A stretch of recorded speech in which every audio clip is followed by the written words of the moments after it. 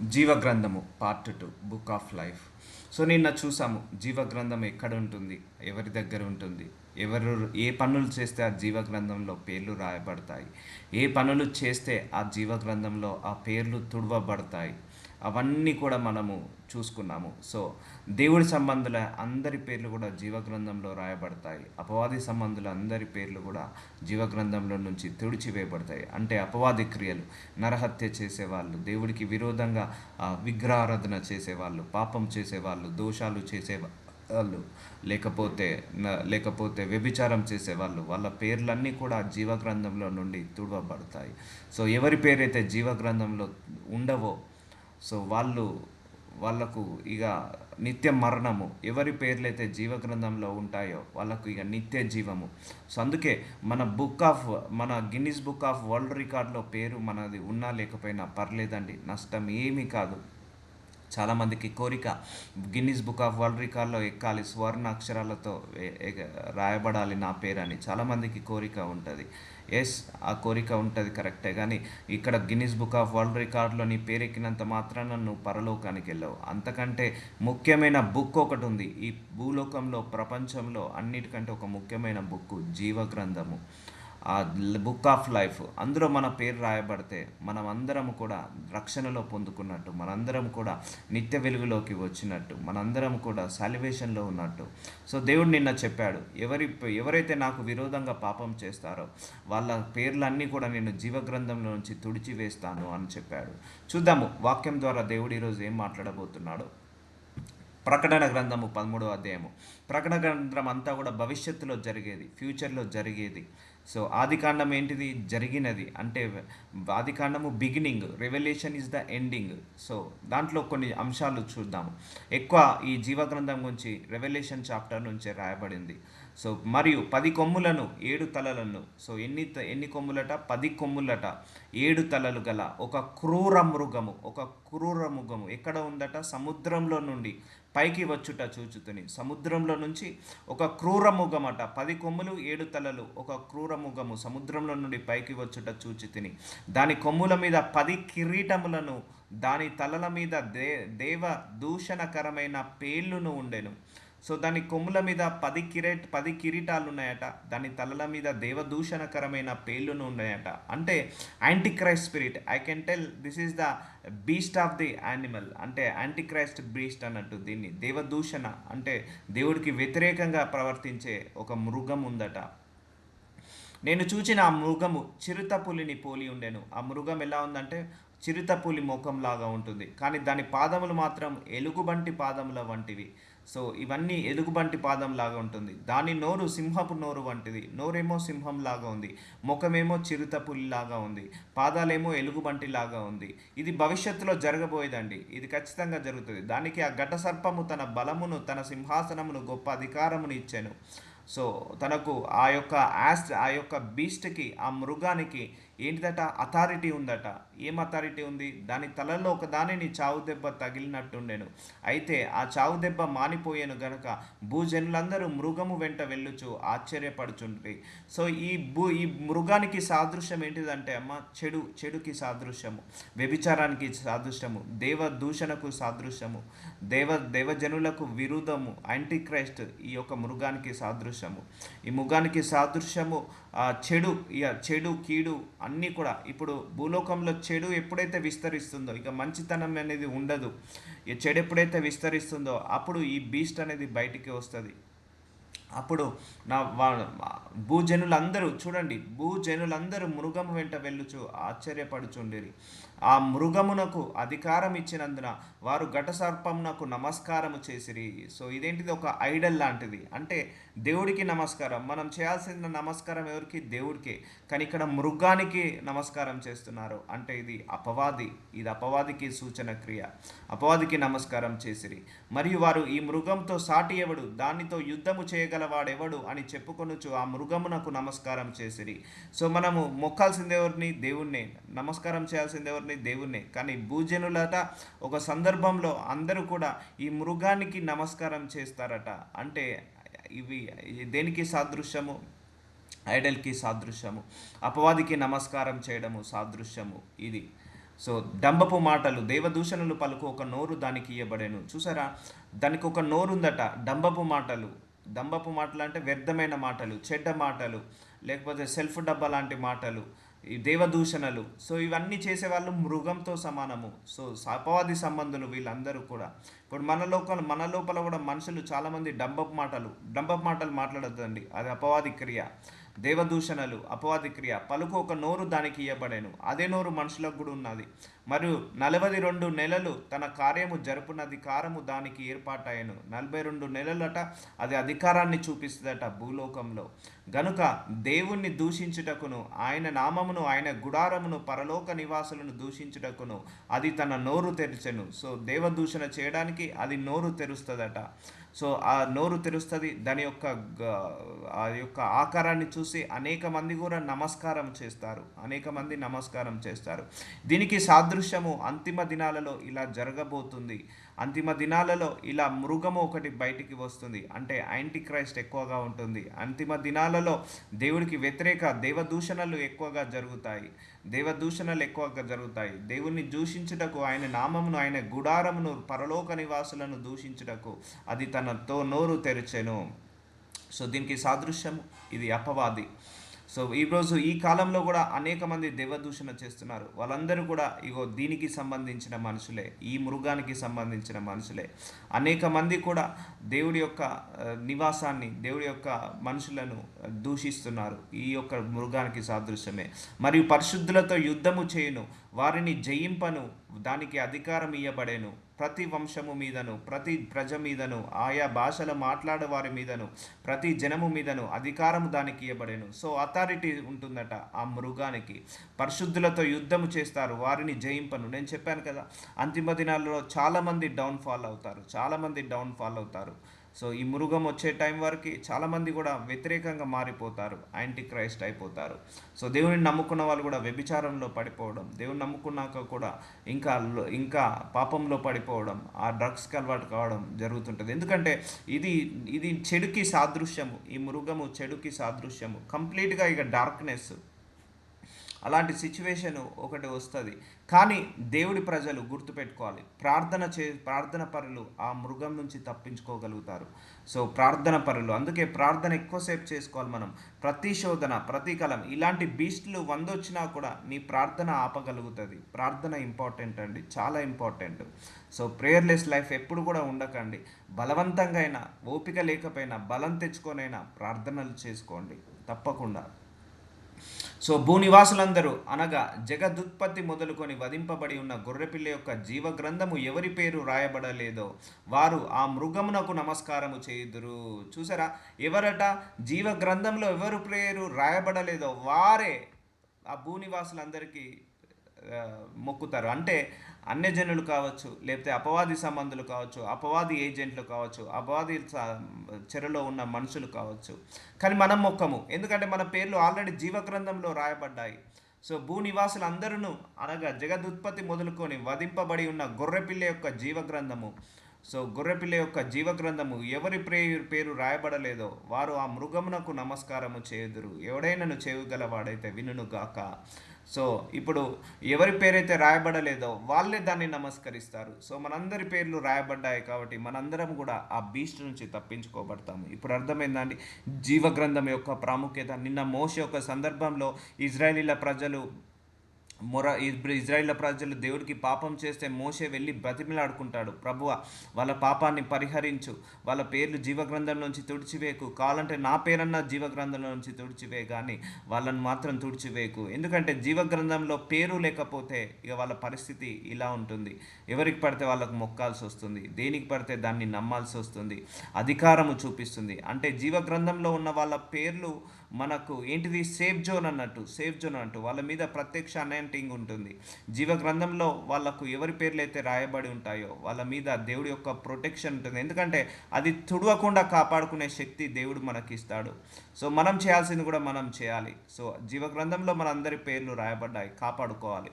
So అందుకే మనకు అందరికి కూడా ఆత్మీయ సహవాసం చాలా ఇంపార్టెంట్ అండి. ఈ 1 hour సమయం మనకు దేవుడు ఇచ్చాడు కదా, ఇది చాలా చాలా చాలా చాలా ఇంపార్టెంట్.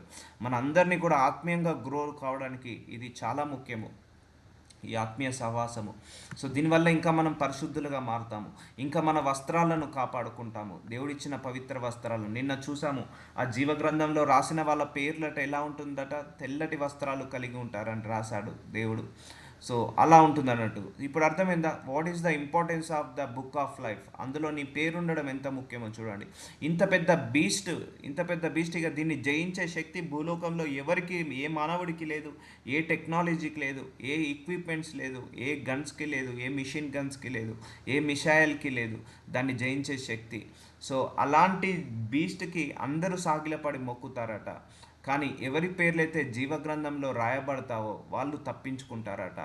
మృగమునకు ఎవరి పేర్లైతే జీవగ్రంథంలో రాయబడలేదో వాళ్ళు ఆ మృగానికి నమస్కారం చేస్తారు. సో అంటే అంతే, వాళ్ళందరూ అపవాదికి మొక్కుతారు అనే అర్థము. ఎవడైనా చెవిడి గలవాడు వినును గాక. Revolution chapter 28 first verse. మరియు పెద్ద సంఖ్యలను చేత పట్టుకొని అగాధం యొక్క తాళపు చెవి గల ఒక దేవదూత పరలోకం నుండి దిగి వచ్చుట చూచి తిని. ఇదంతా కూడా భవిష్యత్తులో జరిగేది. యోహానికి రెవల్యూషన్ ఉంది, యోహానికి ఆ యొక్క విజన్స్ ఉంది, ప్రొఫెటిక్ విజన్ అంటారు. ఆ ప్రొఫెటిక్ విజన్ తోటి ఆయన ఇదంతా చూశాడు. మరియు పెద్ద సంఖ్యలను చేత పట్టుకొని, ఒక పెద్ద సంఖ్యలట చేత పట్టుకొని అగాధం యొక్క తాళపు చెవి గల ఒక దేవదూత పరలోకం నుండి దిగి వచ్చుట చూచి తిని. అతడు ఆది సర్పమును అనగా అపవాదియు సాతాన్ను అను ఘట సర్పమును పట్టుకొని 1000 సంవత్సరములు వానిని బంధించి అగాధంలో పడవేసి. సో 1000 సంవత్సరములు సాతాన్ని, వాడి ఏజెంట్స్లని ఆ ఘట సర్పము పట్టుకొని ఎక్కడ బంధించారట? అగాధంలో, పాతాళంలో పడవేసి బంధించారట. ఆ 1000 సంవత్సరములు గడుచు వరకు ఇక జనములను మోసపరచకుండానట్లు అగాధమును మూసి దానిని ముద్ర వేసెను. సో అది మళ్ళీ బయటికి రాకుండా, జనములను మోసపరచకుండా. సో ఇప్పుడు అందరు జనాలు మోసపరుస్తున్నారు అంటే కొంత స్పిరిట్ మన భూలోకంలో ఉంది కాబట్టి, యాంటీ స్పిరిట్స్ ఉన్నాయి కాబట్టి మోసపరుస్తున్నాయి. కానీ అంతకంటే డేంజరస్ స్పిరిట్స్ ఒకటి గుర్తుపెట్టుకోండి. ఇప్పుడు భూలోకంలో ఏవైతే అపవాది ఉన్నాయో అవి నథింగ్ అవి, కానీ దేవుడు బంధించాడు, ఒక 1000 సంవత్సరాలు వాటిని పెట్టాడని. సో అవి మోస్ట్ పవర్ఫుల్ స్పిరిట్స్ అవి, అపవాది క్రియలు. సో అతని మూసి దానిని ముద్ర వేసెను. అటు పిమ్మట వాడు కొంచెము కాలము విడిచిపెట్టబడవలెను. సో వాడు బయటికి వచ్చాడంటే ఇంక ఎక్కువగా విమర్శలు, ఎక్కువగా ఆ, ఎక్కువగా యాంటీక్రైస్ట్ పర్సిక్యూషన్స్ అంటే బాధలు ఉంటాయి, సో శ్రమలు ఉంటాయి. సో వాడు కొంచెము కాలం విడిచిపెట్టబలెను. అంతటా సింహాసములను చూచి తిని వాటి మీద ఆశలై ఉండి వారికి విమర్శ చేయుటకును అధికారం ఇయ్యబడెను. మరియు క్రూర మృగముకైనను దాని ప్రతిమకైనను నమస్కారము చేయ తమ నొసళ్ళయందు గాని చేతులయందు గాని దాని ముద్ర వేయించుకొనిన వారిని యేసు విషయమై తామిచ్చిన సాక్ష్యము నిమిత్తము దేవుని వాక్యము నిమిత్తమును శరచ్ఛేదనము చేయబడిన వారి ఆత్మలను చూచి తిని వారు బ్రతికిన వారై 1000 సంవత్సరములు క్రీస్తు కూడా రాజ్యము చేసిరి. చూసారండి దేవుడి యొక్క సాల్వేషన్ ఎంత ఇంపార్టెంటో. ఎవరైతే దేవుడి చేత రక్తం చేత కడగబడతారో, ఎవరైతే దేవుడిని నమ్ముకుంటారో వాళ్ళందరూ కూడా రక్షించబడతారు, వాళ్ళందరికీ కూడా తీర్పు ఉండదు. ఇక ఎవరైతే రక్షించబడలేదో వాళ్ళందరూ కూడా ఆ బీస్ట్కి మొక్కాల్సిందే. అంటే ఒక రోజు వస్తుంది ఇక ఏంటిదంటే, నువ్వు ఈ దేవుణ్ణి నమ్ముకుంటే నీకు రైస్ కూడా ఉండవు, నీ రైస్ కూడా పెట్టాను, మార్క్ వేస్తారు, బీస్ట్ ఆఫ్ ద మార్క్ అంటారు. ఆ బీస్ట్ వచ్చి అందరికీ మార్క్ వేస్తుంది. సో ఆ సమయంలో ఏమవుతుందంటే అంతిమ దినాలలో ఇది జరగబోతుందమ్మా. అంతిమ దినాలలో ఇప్పటికి కూడా ఉంది. నువ్వు దేవుని నమ్ముకున్నావా, అయితే నీకు ఉద్యోగం ఇవ్వను. దేవుని నమ్ముకున్నావా, అయితే నీకు వాచ్మెన్ జాబ్ కూడా ఇవ్వను. ఇక్కడ నువ్వు నమ్ముకున్నావా, అయితే మాకు రెంట్కి ఇవ్వను. సో అలాగే గవర్నమెంట్స్ కూడా వస్తాయి. ఒక గవర్నమెంట్ వస్తుంటా ఉంటుంది. ఏంటంటే నువ్వు ఈ ఐడిల్స్కి, ఈ దేవుని మొక్కుతోనే నీకు రైస్ వస్తాయి, ఈ దేవుని మొక్కుతోనే నీకు ఇది ఉంటాయని. కానీ భయపడాల్సిన అవసరమే లేదు. మనందరం కూడా రక్షణలో ఉన్నాము కాబట్టి, గొర్రెపిల్ల రక్తంతో మనం కడగాము కాబట్టి ఆత్మలను చూచి తిని వారు బ్రతికిన వారై 1000 సంవత్సరములు క్రీస్తుతో కూడా రాజ్యము చేసిరి. సో మనందరం బ్రతికిన వాళ్ళము, 1000 సంవత్సరాలు క్రీస్తుతో మనం రాజ్యం చేస్తాము. అందుకే rapture is very very important అండి. మన భవిష్యత్తులో మన ఆస్తులు సంపాదించకపోయినా ఆ ర్యాప్చర్లో ఉండాలని కోరుకోవాలి. We need to prepare for rapture. అంటే ఆ ఎత్తబడే గుంపులో మనందరం ఉండాలని కోరుకోవాలి. సో ఎవరి పేర్లైతే జీవగ్రంథంలో రాయబడతాయో వాళ్ళందరూ కూడా ఎత్తబడే గుంపులో ఉంటారు. ఎవరైతే వస్త్రాలు తెల్లగా కాపాడుకుంటారో మనము కాపాడుకోవాలండి. మనకు దేవుడిచ్చిన నీతి అనే వస్త్రము, పరిశుద్ధత అనే వస్త్రము, పవిత్రత అనే వస్త్రము కాపాడుకోవాలి. ఎలా కాపాడుకోవాలి? మన శ్రమల నుంచి, పోరాటాల నుంచి, మన బలహీనతల నుంచి, మనకొచ్చే ఈ యొక్క ఆటుపోట్ల నుంచి, వాటన్నిటి నుంచి విడుదల పొందుకొని మనం కాపాడుకోవాలి. ఒకటి గుర్తుపెట్టుకోవాల్సిన అవసరం ఏంటిదంటే, మనకు దేవుడి యొక్క రక్షణ ఎప్పుడు కూడా ఉంటుందండి. ఆయన కృప ఎప్పుడు కూడా ఉంటుంది. ఆయన కృపను బట్టి మనందరం పరలోక రాజ్యానికి వెళ్తాము. సో మనము కూడా ప్రిపేర్ అయి ఉండాలి దానికి సంబంధించి. ఎందుకంటే ఇవన్నీ జరుగుతున్నాయి. ఇప్పుడు ఈ రెవల్యూషన్ చాప్టర్‌లో ఉన్నట్టుగా కరెంట్ జరుగుతుంది. సో గవర్నమెంట్స్ క్రీస్తుకి విరోధంగా వస్తాయి. లేకపోతే పీపుల్ క్రీస్తుకు విరోధంగా, నువ్వు నమ్ముకుంటే నీకు జాబ్ ఉండదు, నువ్వు లేకపోతే నీకు జాబ్ ఇస్తాను, అలా అలా అని ఎన్నో ఎన్నో ఎన్నో యాంటీ క్రైస్ట్కి వస్తాయి. కానీ మనందరం బ్రతికిన వారు 1000 సంవత్సరాలు మనం క్రీస్తు రాజ్యము చేస్తాము. సో కాబట్టి ఈ అంతిమ ఎవరైతే ర్యాప్చర్ ఎక్కడైతే వదలపడుతుందో వాళ్ళందరి పరిస్థితి ఇలా ఉంటుందండి. అంతిమ దినాలలో ఎవరైతే ఇక్కడ విడవబడతారో వాళ్ళందరికీ కూడా చాలా శ్రమలు ఉంటాయి, చాలా పోరాటాలు ఉంటాయి, చాలా ఉంటారు. ఇక భూమి పుట్టినది మొదలుకొని ఇక ముందు కూడా అన్ని శ్రమలు ఉండవు, ఇప్పటి వరకు కూడా అలా శ్రమలు లేవు, అంతకు మించి ఉంటాయని బైబిల్లో రాయబడి ఉంది. అందుకే rapture is very very important అండి. ఎత్తబడే గుంపులో మనందరం ఉండాలి.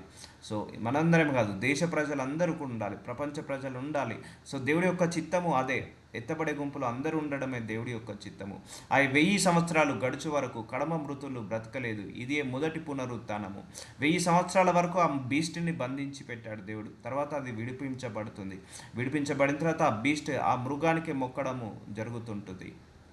ఈ మొదటి పునరుత్థానంలో పాలగువారు ధన్యులను పరిశుద్ధులనై ఉందురు. చూసారా అండి, మనము ఎవరైతే ఆ పునరుత్థానంలో ఉంటామో, మొదటి పునరుత్థానము అంటే రెండో పునరుత్థానం కూడా ఉంటుంది. దాని గురించి మనం ప్రత్యేకంగా ఒక సర్మని ప్రీచ్ చేస్తాం. అంతిమ దినాలలో ఏం జరుగుతుంది, ఎలా జరుగుతుంది, ఏం కాబోతుంది ఈ లోకము. సో దేవుడు రెండో రాకడ సమయం ముందు ఏముంటుంది, రెండో రాకడ సమయం తర్వాత ఏమవుతుంది, ఒకవేళ మనం ఎత్తబడే గుంపులో ఉంటే మన పరిస్థితి ఏంటిది, లేకపోతే లేని వాళ్ళది మనం కాదు, లేని వాళ్ళ పరిస్థితి ఏంటిది, వాళ్ళకి ఎలాంటి శ్రమలు ఉంటాయి. సో వీటన్నిటి మీద కూడా ఒక మంచి శర్మని దేవుడు కృప ఇస్తే, దేవుడి యొక్క ఆత్మ లీడ్ చేస్తే నేను దాని మీద కూడా ఒక మంచి శర్మని ప్రిపేర్ చేసి చెప్తాను. ఈ మొదటి పునరుత్థానంలో పాలగు వారు ధన్యులను పరిశుద్ధులై ఉందరు. సో ఇది ఫస్ట్ ఫ్లైట్ అంటారు దీన్ని మనం ఫస్ట్ ఫ్లైట్ అనొచ్చు, అయితే ఫస్ట్ బస్, మార్నింగ్ లేవగానే ఫస్ట్ బస్ అంటారు కదా. సో ఇందులో మనం ఉండాలి. దేవుడు రెండో రాకడ సమయానికి వచ్చినప్పుడు మనందరం కూడా ఎత్తబడే గంపులో ఉన్నప్పుడు వాళ్ళందరూ కూడా ధన్యులు. ఇది నిజమైన ధన్యత అండి.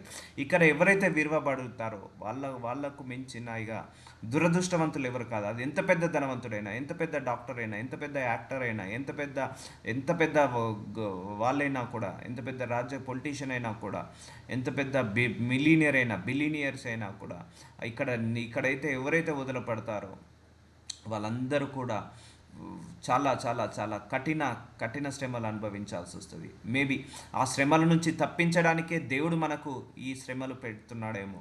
ఈ శ్రమల వల్ల దేవుడు మనందరినీ కూడా పరిశుద్ధులుగా మారుస్తున్నాడేమో, పవిత్రులుగా మారుస్తున్నాడేమో. అందుకే ప్రతిదానికి ఒక కారణం ఉందండి. దేవుడిని నమ్ముకున్నాక వచ్చే కష్టాలు వేరు, నమ్ముకోక ముందుకు వచ్చే కష్టాలు వేరు. దేవుడిని నమ్ముకున్నాక వచ్చే కష్టాలన్నీ కూడా పరలోక రాజ్యం వైపు నడిపిస్తాయి. పరలోక రాజ్యంలో మనల్ని నిలబెట్టడానికి అవి శక్తినిస్తాయి. అందుకే అప్పుడు మన రెండో రాకడ సమయం తర్వాత వచ్చే శ్రమలతో కంపేర్ చేస్తే ఈ శ్రమలు నథింగ్ అండి. ఈ శ్రమలు నథింగ్. అందుకే కొంతకాలం మనం భరిద్దాము, పర్లేదు. ఆ కుటుంబ సమస్యలు పర్లేదు, భరిద్దాము. అనారోగ్య సమస్యలు పర్లేదు, భరిద్దాము. ఎందుకంటే వీటి నుంచి దేవుడు గొప్ప సాల్వేషన్ ఇస్తాడు. అలానే ప్రార్థన చేయకుండా ఉండకండి. ఈ శ్రమలు, ఈ పోరాటాలు ఏం చేస్తున్నాయంటే మనల్ని దేవుడి దగ్గరికి లాగివేస్తున్నాయి, మన లోపాలను తీసివేస్తున్నాయి. ఆ జీవ గ్రంథంలో మన పేరు తుడువ పెట్టకుండా మనల్ని ఆపివేస్తున్నాయి. సో దేవుడు అందరికీ అన్ని ఇవ్వడండి. అన్ని ఇస్తే దేవుడిని మర్చిపోతాడు. అది దేవుడికి పాపం చేసినట్టు, దేవుడి విరోధంగా పాపం చేసినట్టు.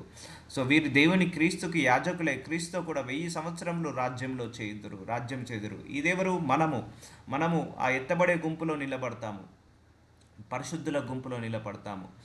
సో 1000 సంవత్సరాలు మనం ఎవరితో ఉంటాము? దేవుడితో ఉంటాము. వాళ్ళు దేవుడితో రాజ్యం చేస్తారు. 1000 సంవత్సరాలు గడిచిన తర్వాత సాతాను తన చెరలో నుండి విడిపింపబడును. సో 1000 సంవత్సరాల తర్వాత సాతాను తన చెరలో నుండి విడిపింపబడతాడు. సో ఇది డేంజర్ సిచ్యువేషన్ వస్తుంది భూమికి. భూమి నలుదిశల నుండి జనములు లెక్కకు సముద్రము ఇసుకవలే ఉన్న మాగోగు అను వారిని మోసపరిచి వారిని యుద్ధమునకు పోగు చేయుటకై వాడు బయలుదేరును. సో అందరినీ కూడా నలుదిశల దేశము, ప్రపంచ నలుదిశల్లో కూడా దేవుడికి విరోధంగా లేస్తుంటా అంటారు, దేవుడికి విరోధంగా శక్తులు లేస్తుంటా ఉంటాయి, దేవుడికి విరోధంగా ఆ కార్యాలు జరుగుతుంటా ఉంటాయి. అనేక మంది వ్యభిచారంలో పడిపోతారు, అనేక మంది డ్రగ్స్లకు అలవాటు అవుతారు, అనేక మంది ఇక మూర్ఖత్వం అంటారు కదా, ఇక మంచి అనేది ఉండదు.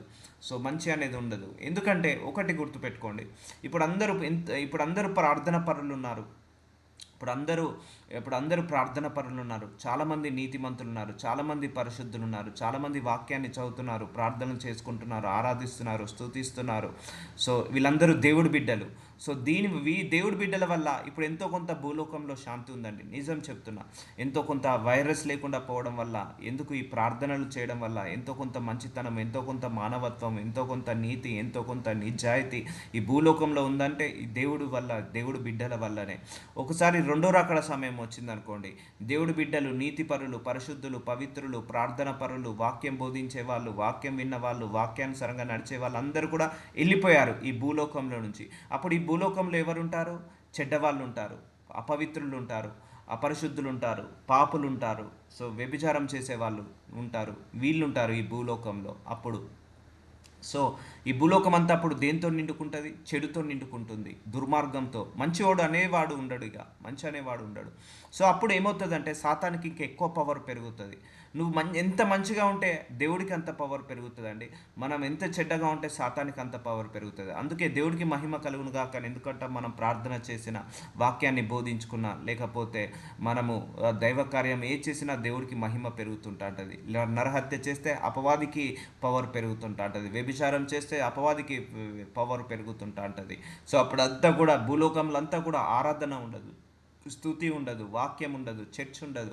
ఇక మొత్తం భూలోకం అంతా కూడా చెడ్డవాళ్ళతో, అన్య ప్రజలతో, లేకపోతే దేవుని నమ్ముకొని వాళ్ళతో నిండుకొని ఉంటుంది. అట్టి భూమిని మీరు ఒకసారి ఊహించుకోండి. అట్టి భూమిని, భూలోకంలో ఒక్క దగ్గర కూడా ఇక ప్రార్థన ఉండదు, ఒక్క దగ్గర కూడా వాక్యం చదువుకోవడం ఉండదు, వాక్యం అనేది ఉండదు. సో భూలోకం అంతా కూడా అపవాది చెరలో ఉన్నది. భూలోకంలో మనుషులందరూ కూడా అపవాదిని మొక్కుతారు. అప్పుడు గుర్తు చేసుకోండి, అపవాది ఏమన్నా మంచివాడా? అపవాదిలో ఏమన్నా నీతి ఉందా, నిజాయితీ ఉందా? అపవాదిలో ఏముంది? వ్యభిచారం ఉంది. అపవాదిలో ఏముంది? దొంగతనము, నరహత్య, మోసాలు, ఇవన్నీ కూడా పెరుగుతాయి ఆఫ్టర్ ద ర్యాప్చర్. అందుకే అర్థమవుతుంది, ఆ rapture is very very important. So ఇసుక వలె ఉన్న గోగు మాగోగు అని వారిని మోసపరిచి వారిని యుద్ధమునకు పోగు చేయుటకై వాడు బయలుదేరును. సో పోగు చేస్తాడు, మంచోళ్ళందరినీ కూడా చెడగొడతాడు. వారి భూమి అందంతటా వ్యాపించి పరిశుద్ధుల శిబిరమును, ప్రియమైన పట్టణమును ముట్టడి వేయగా పరలోకం నుండి అగ్ని దిగి వచ్చి వారిని దహించెను. చూసారా, పరలోకం నుంచి అగ్ని దిగి వచ్చి వారిని దహించెను. సో అందుకే prayer life is very very important అండి. చాలామందికి అర్థం కావట్లేదు. ప్రేయర్ లైఫ్ చాలా ఇంపార్టెంట్. ప్రేయర్ చేసుకోవాల్సిందే. కష్టమైన, ఆరోగ్యం బాగాలేకపోయినా మంచం మీద కూర్చొనైనా ప్రేయర్ చేసుకోవాలి. అదే మనల్ని కాపాడుతుంది, మన కుటుంబాన్ని కాదు, మన నెక్స్ట్ జనరేషన్స్ కూడా కాపాడేది నువ్వే. మా నాయనమ్మ, మా అమ్మమ్మ ఒకప్పుడు ఇలా ప్రార్థించారు, అందుకే మేము ఈరోజు ఇలా ఉన్నాము. నీ ప్రేయర్కి ఎక్స్పైరీ డేట్ ఉండదు, గుర్తుపెట్టుకోండి. మనం చనిపోయినా కూడా మన 100 సంవత్సరాల వరకు కూడా మన ప్రేయర్ పనిచేస్తుంది. Do remember. నువ్వు నెక్స్ట్ జనరేషన్ గురించి నువ్వు ఇప్పుడే ప్రార్థించు. నా నెక్స్ట్ జనరేషన్స్ కూడా బాగుండాలి, 7 తరాలు బాగుండాలని ప్రార్థించు. ఆ 7 తరాలు కూడా దేవుడి నుంచి తొలగిపోకుండా, తప్పిపోకుండా ఉంటుంది. అంత సీల్ ఉంటుందండి ప్రేయర్కి. ఎక్స్పైరీ డేట్ అనేది ఉండదు. సో నిన్న చేసిన 1 ఇయరే ఉంటుంది నా ప్రేయర్ ఎక్స్పైరీ డేట్. నో. నువ్వు 1000 ఇయర్స్ కూడా నువ్వు ప్రేయర్ చేసుకోవచ్చు ఈ రోజు నుంచి. 10 ఇయర్స్ కూడా ప్రేయర్ చేసుకోవచ్చు, 20 ఇయర్స్ కూడా ప్రేయర్ చేసుకోవచ్చు. నీ 2-3 జనరేషన్స్ గురించి కూడా నువ్వు ఈరోజు ప్రేయర్ చేసుకోవచ్చు. అందుకే prayer life is very very important. There is no expiry date for prayer. So ఇలా అగ్ని దహించి వేస్తుంది. వారిని మోసపరిచిన అపవాది అగ్ని గంధకంలో గుండములో పడవేయబడును. సో అపవాది ఎప్పటికైనా, ఈ నరకం మన కోసం సృష్టించలేదు, అపవాది కోసం, అపవాది మనుషుల కోసం సృష్టించబడింది. అపవాది మనుషులందరినీ కూడా ఆ అగ్నిగుండంలో, గంధకంలో పడవేయబడును. అచ్చట క్రూర మృగమును, అబద్ధ ప్రవక్త ఉన్నారు. వారు యుగములు రాత్రింపగలు బాధింపబడుదురు. సో అబద్ధ ప్రవక్తలు, లేకపోతే క్రూర మృగాలు, సో అపవాది శక్తులు, అపవాది చెరలో ఉన్న వాళ్ళందరూ కూడా అందులో వేసి బంధించబడతారు. మరియు ధవలమైన మహాసింహాసనము దాని యందు ఆసీనమై ఉండున ఒకరిని చూచితిని. భూమి ఆకాశములు ఆయన సముఖము నుండి పారిపోయాను, వాటి నిలువ చోటు కనబడకపోయాను. సో మన దేవుడు సింహాసనం మీద కూర్చుంటాడు. సో భూమి ఉండదండి, ఇక ఈ భూమి ఉండదు, ఈ ఆకాశం ఉండదు. ఈ భూమి ఆకాశానికి ఎక్స్పైరీ డేట్ ఉంటుంది, కానీ నీవు దేవుడితో ఏదైతే సావాసం చేస్తున్నావో దానికి ఎక్స్పైరీ డేట్ ఉండదు. నీ ఆరాధనకు, నీ స్తుతికి, నీ ప్రార్థన జీవితానికి, నీ బైబిల్ రీడింగ్కి, నీ వాక్యానికి, నీ ఆత్మానుసారంగా నడిచే వాళ్ళకు ఏది కూడా ఎక్స్పైరీ డేట్ ఉండదు. మరియు గొప్పవారేమి కొద్దివారేమి మృతులైన వారందరూ ఆ సింహాసనం ఎదుట నిలయబడుట చూచి తిని అప్పుడు గ్రంథములు విప్పబడెను. చూసారా అండి? గొప్పవారు, డబ్బున్నోడు చనిపోయిన తర్వాత ఇదంతా లోకము ఎక్స్పైర్ అయిపోతుంది. ఇక భూమి ఆకాశం అనేది ఎప్పుడు శ్రమలు 1000 సంవత్సరాలు శ్రమలు అనుభవించిన తర్వాత మళ్ళీ అందరం కూడా మనము ఒక రోజు వస్తుంది దేవుడి యొక్క సింహాసనం ముందు అందరూ కూడా, యాంటీ క్రైస్ట్ కావచ్చు, దేవుడి యొక్క పిల్లలు కావచ్చు, పరిశుద్ధులు కావచ్చు, అపరిశుద్ధులు కావచ్చు, ధనవంతులు కావచ్చు, పేదవాళ్ళు కావచ్చు, దరిద్రులు కావచ్చు, నల్ల జాతి వాళ్ళు, తెల్ల జాతి వాళ్ళు, ఎరుపు జాతి వాళ్ళు, అందరూ కూడా ఈ ఖండం ఆ ఖండం ఏది ఉండదు, సమస్త జనులు ఆయన ముందు నిలబడతారు. ఆ సింహాసనం ఎదుట నిలువబడి ఉండుట చూచి తిని అప్పుడు గ్రంథములు విప్పబడెను, మరియు జీవ గ్రంథమునను వేరొక గ్రంథము విప్పబడెను. చూసారా అక్కడ ఏమున్నాయట? చాలా గ్రంథాలు ఉన్నాయట. ఆ చాలా గ్రంథాల్లో ఇంకొక గ్రంథం ఉందట. అన్ని గ్రంథాలు విప్పబడతాయట. అందులో జీవ గ్రంథం అనేది వేరొక గ్రంథం విప్పబడెను. ఆ గ్రంథముల యందు వ్రాయబడి ఉన్న వాటిని బట్టి తమల క్రియల చొప్పున మృతులు తీర్పు పొందిరి. అర్థమవుతుందా అండి? అంటే నీ యాక్షన్స్ అందులో రాయబడుతున్నాయి. గుర్తుపెట్టుకోండి, ఆ జీవ గ్రంథంలో మనం మాట్లాడే ప్రతి మాట అందులో రాయబడి ఉంటుంది. ఆ జీవ గ్రంథంలో మనము మన మన యొక్క యాక్షన్స్, మనం చేసిన ప్రతిక్రియలు అందులో రాయబడి ఉంటాయి. చాలా గ్రంథాలు విప్పబడతాయి. దాంతోపాటు ఈ జీవ గ్రంథంలో నీ యొక్క జీవితం ఉంటుంది. అప్పుడు నీ యొక్క ఒక 70 mm స్క్రీన్లో కనపడ్డట్టు కనపడుతుంది మన యొక్క లైఫ్, పుట్టినప్పటి నుంచి చనిపోయే వరకు నువ్వెన్ని ధర్మ కార్యాలు చేసావు, ఎన్ని నీతి కార్యాలు చేసావు, ఎన్ని మంచి కార్యాలు చేసావు, ఇవన్నీ కూడా గ్రంథంలో రాయబడి ఉన్న వాటిని బట్టి తమ క్రియల చొప్పున, చూడండి, తమ క్రియల చొప్పున మృతులు తీర్పు పొందిరి. సో అందుకే ఎవరి క్రియల చొప్పున వాళ్ళు తీర్పులు పొందుతారండి. ఇప్పుడు మనల్ని విమర్శిస్తున్నారే, అయ్యో వాళ్ళకు చాలా శ్రమ. ఎవరైతే మనల్ని ద్వేషిస్తున్నారో అయ్యో వాళ్ళకు చాలా శ్రమ, కఠిన శ్రమలండి. మనము ఆ శ్రమ నుంచి తప్పించుకున్నాము.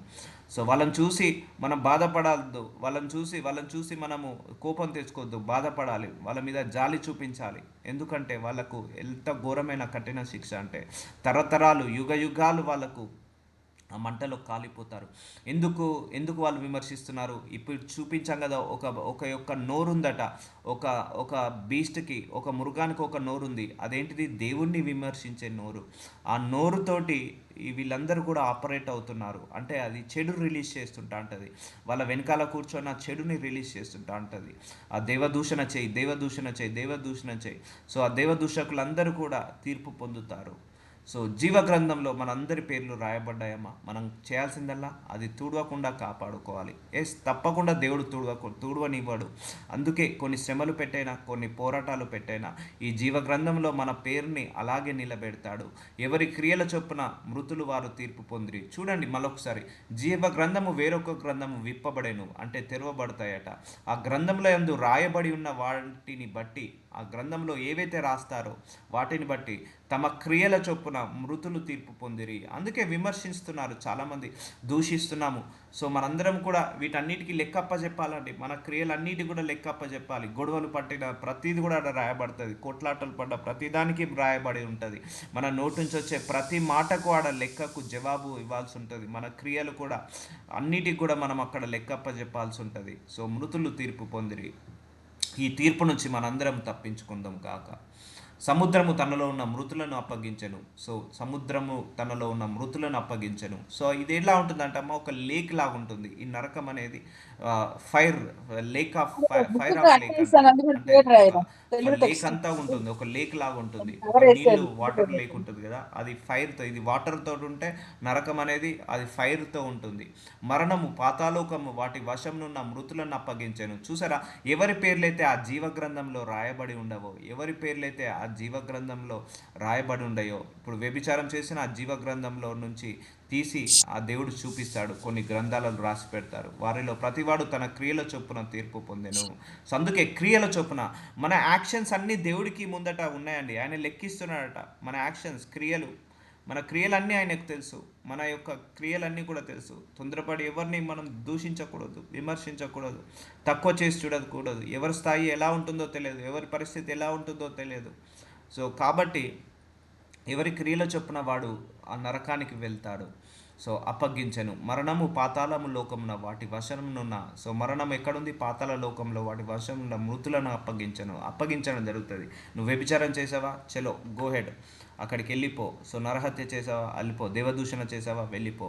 కానీ పరిశుద్ధులు పవిత్రులు మాత్రము తండ్రి రాజ్యంలో సూర్యుడి వలె నిత్య రాజ్యంలో ప్రకాశిస్తారు. ఇది మన అందరి లైఫ్ అండి. This is our future. ఇప్పుడు నేను చెప్పిన ఈ జీవగ్రంథం పేర్లు మన కోసం కాదు, అన్ని జనుల కోసం, లేకపోతే దేవునికి విరోధంగా మాట్లాడే దేవుని నమ్మని ప్రజల కోసం.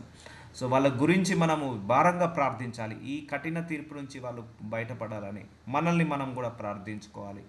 సో మనము రక్షించబడాలి, మన కుటుంబం రక్షించబడాలి, మన చుట్టూ ఉన్న ప్రజలు రక్షించబడాలి. అవును, మనం వెళ్ళినప్పుడు వాళ్ళు మనల్ని విమర్శిస్తారు, దూషిస్తారు, చెప్తే వినరు, మనసుకు బాధ పెట్టుకోవద్దు మనల్ని. ఎందుకంటే వాళ్ళకు రాబోయే శ్రమలు వాళ్ళకు తెలియదు, రాబోయే ఆ కష్టాలు, అష్ట కష్టాలు వాళ్ళకు తెలియదు, ఆ మహా ఉపద్రవం వాళ్ళకు తెలియదు. తెలియక వాళ్ళు మాట్లాడుతున్నారు. వాళ్ళు మాట్లాడట్లేదు, వాళ్ళ ద్వారా అపవాది మాట్లాడిస్తున్నారు.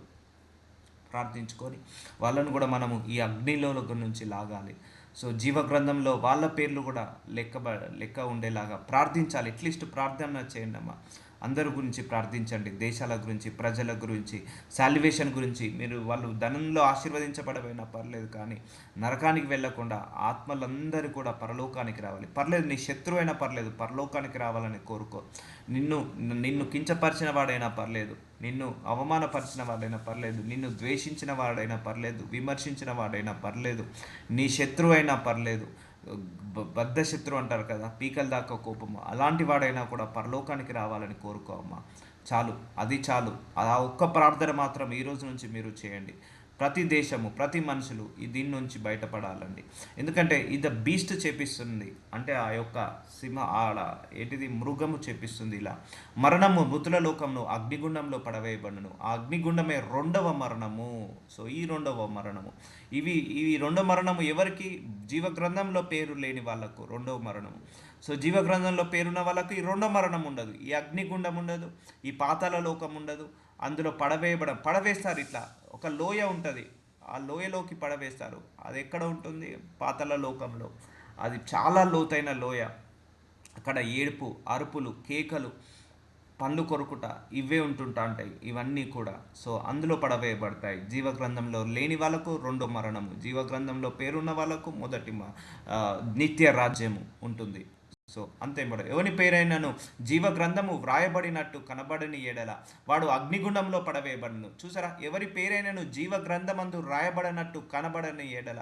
ఈ అందరూ పేరు లేదు, బుక్ అంతా ఓపెన్ చేసాము, మన పేరు లేదు, వాళ్ళ పేర్లు లేదు. ఆ వాడు అగ్నిగుండంలో పడవేయబడతాడట, ఆ అగ్నిగుండంలో పడవేయబడతాడు. సో ఇప్పుడు అర్థమైందా how importance of the book of life. నీ నేమ్ ఉండడం బుక్ ఆఫ్ లైఫ్లో ఎంత ఇంపార్టెంటో మన పేరు జీవగ్రంథంలో ఉండడం చాలా important. So let us pray. నాజరుడైన Yesayya, thank you so much for this series my lord. అయ్యా, జీవగ్రంథం గురించి మాకు బోధించినందుకు వందనాలు.